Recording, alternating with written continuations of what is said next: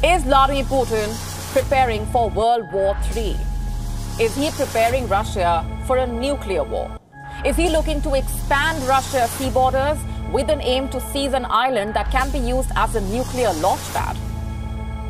NATO responds to Putin's latest nuclear weapon threats. NATO mula Albania, Belgium, Bulgaria, Canada, Croatia, mga bansa sa Europa katulad ng France, Germany at Greece.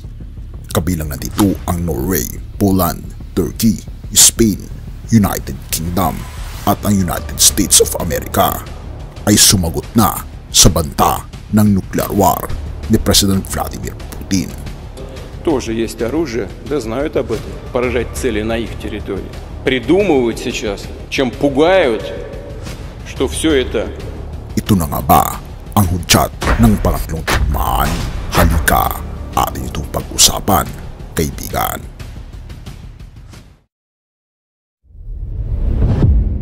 Ang NATO o North Atlantic Treaty Organization ay isang organisasyon na na-organize noong April 4, 1949. Ito ang 12 na countries na kinabibilangan ng mga bansa sa Europa, kabilang na dito ang Canada, United States at ilan sa mga bahagi sa Asia.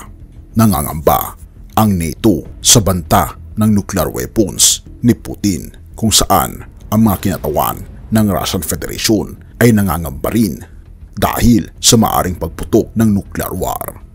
Kapansin-pansin kasi na ang pangalawa sa pinakamaraming nuclear weapons ay ang Amerika.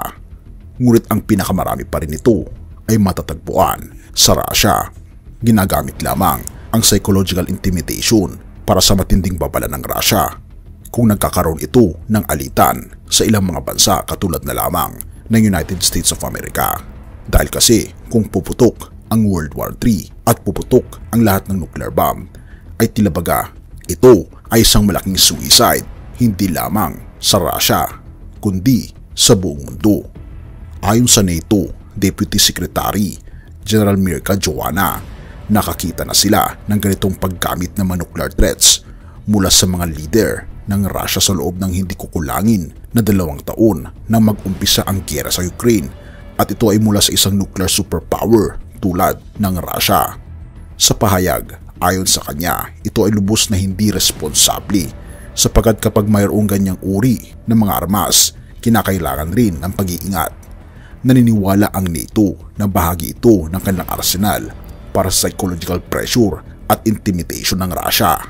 Dagdag pa ni Joanna, ang mga pahayag ni Russian President Vladimir Putin ay batay sa logic ng psychological intimidation kaysa sa tunay na intensyon.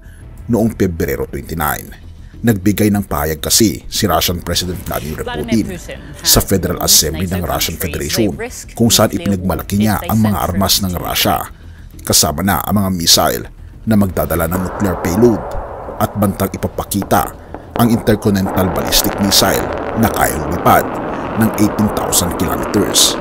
Ayon sa Department of State, nasabi ng US na ang babala ng Russia tungkol sa kahinatnan ng paggamit ng nuclear weapons ay tinuturing na hindi responsable na pagbabanta ni Putin.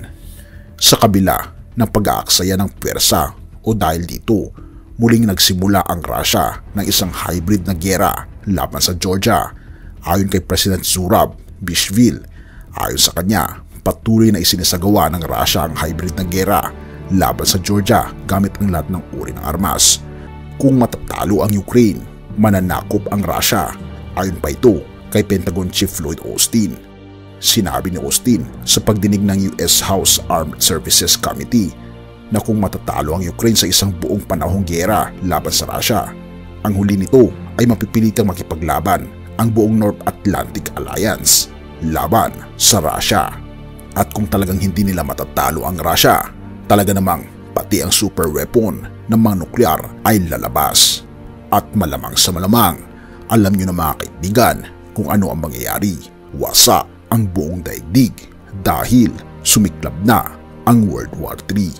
Alam natin na hindi titigil si Putin sa kanyang mga adhikain na maging superpower sa buong mundo hanggat hindi ito natutupad. Patuloy siya sa pagsakop sa mga maliliit na bansa na kabilang sa alyansa ng United States of America. Isama pa dito ang puwersa ng China na siyang kaalyado ng Russia. Kaya nga naman kaibigan, tayo na maliit na bansa ay wala tayong kakayahan dahil kahit ni isang nuclear weapon ay wala tayo.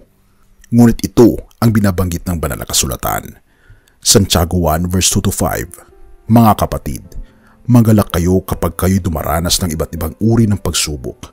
Dapat ninyong malaman na napapatatag ang ating pananampalataya sa pamamagitan ng mga pagsubok. At dapat kayo magpakatatag hanggang wakas upang kayo maging ganap at walang pagkukulang. Ngunit kung ang sino man sa inyo ay kulang sa karunungan, humingi siya sa Diyos at siya'y bibigyan, sapagkat ang Diyos ay nagbibigay ng sagana at di nanunumbat. Kaibigan, kailangan natin na matinding karunungan ng banal na kasulatan, lalong higit sa mga karunungan na mga pangako ng ating Panginoong Diyos na siyang magpapatibay ng ating pananampalataya. Na bagaman nagkakaroon ng mga pagsubok sa ating mundo, kaibigan, kapit lang, sapagkat nandito ang ating Panginoon at 100% hindi kanya papabayaan.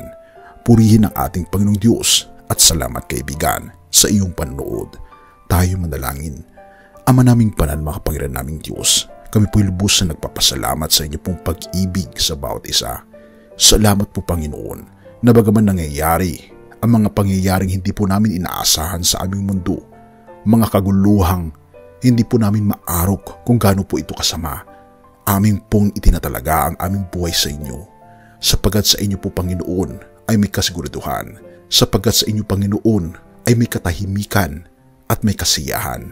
Tulungan kami Panginoon na makita ang inyo pong plano sa amin at panghawakan ang karunungan ng inyong mga pangako upang sa ganon tumibay ang aming pananampalataya na bagaman nangyayari ang mga pangyayaring ito, kami ay lubos na nagtitiwala sa aming Panginoong Diyos.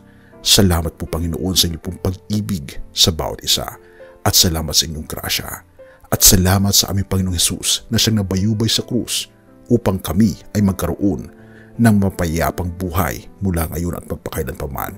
Purihin ka o aming Panginoong Diyos at patawarin po kami sa lahat ng aming pagkukulang at pagkakasala, sapagkat ito ay aming samutiling sa matamis na pangalan ng aming Panginoong Hesus. Amen.